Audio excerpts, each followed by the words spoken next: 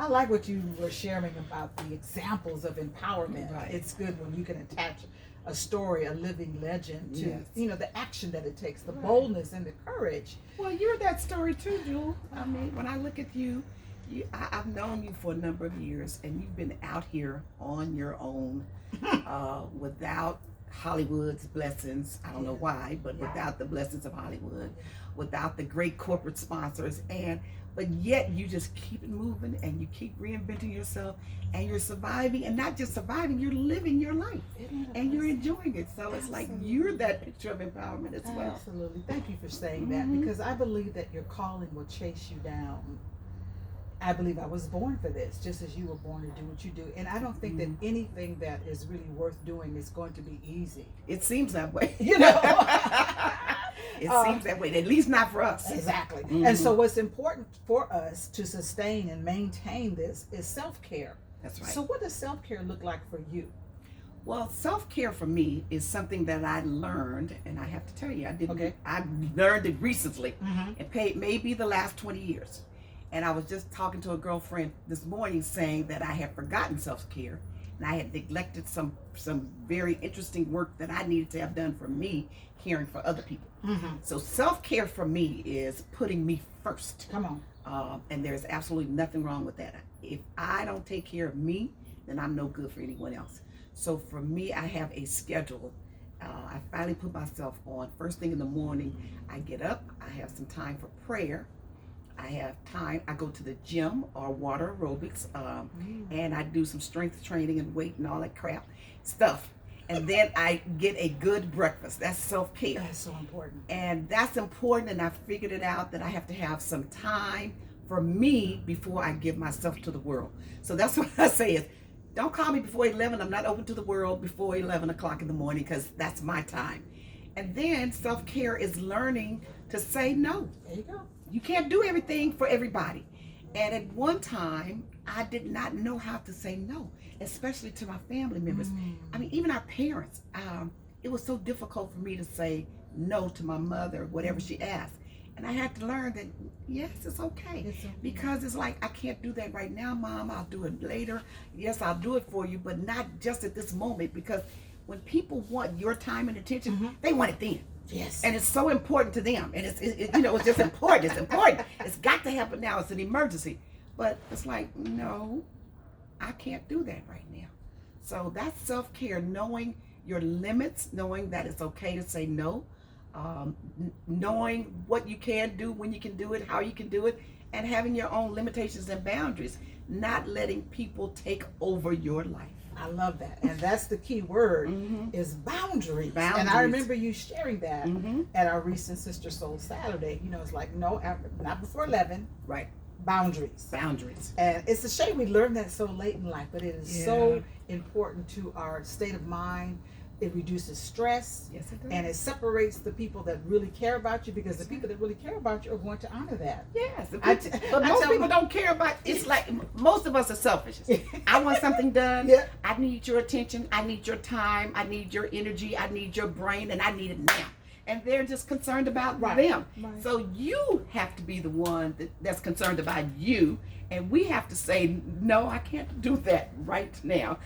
Because most people, we're all selfish. It's like, if I call you to do something, it's like, I want it done. It's up to you to say, I can't do it. There you go. That's another form of empowerment. That's empowerment. Yes. When you know to say, when you know your limits and your boundaries, and see, people will do it and then get upset and then get angry. That woman get on my nerves. She's selfish. Yeah, she's selfish. She think I belong to her. I was like, that's because you gave her permission to think that. We train people how to treat us. That's exactly what it is. Yeah. Another question I want to ask is, do you have a model for your life, a philosophy, something that you can fall back on when you have to make a decision, when you feel challenged, when you feel like you've got to get over an obstacle? Is there a motto, something that just sustains you? I know you quoted the scriptures, but is there something else that you live by and it's non-negotiable?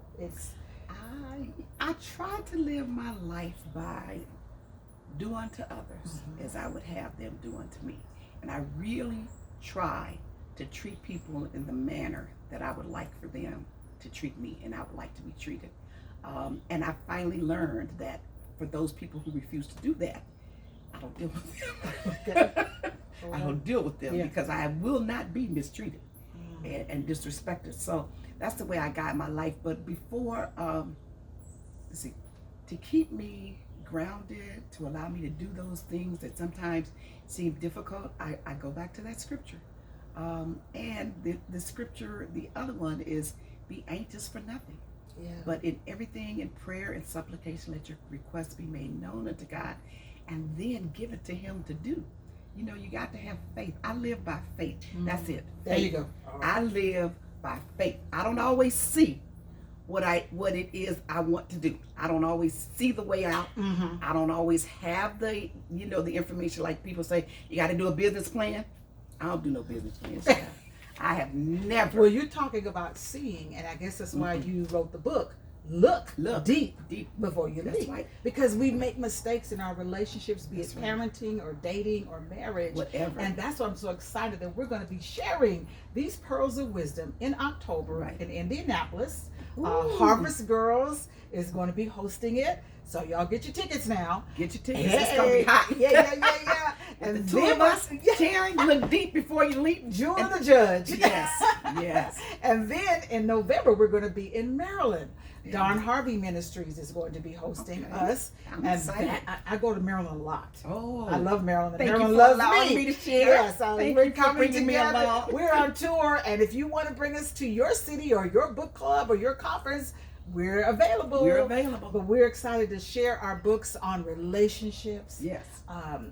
Getting that discernment, learning how to heal that broken heart, Yes. learning how to get over the shame, and learning how to cope, with loneliness or being single or being divorced. Or People talk about loneliness as though it's a disease. Come on. It's okay Thank to you. be alone. And just because you don't have a mate doesn't mean you have to be lonely.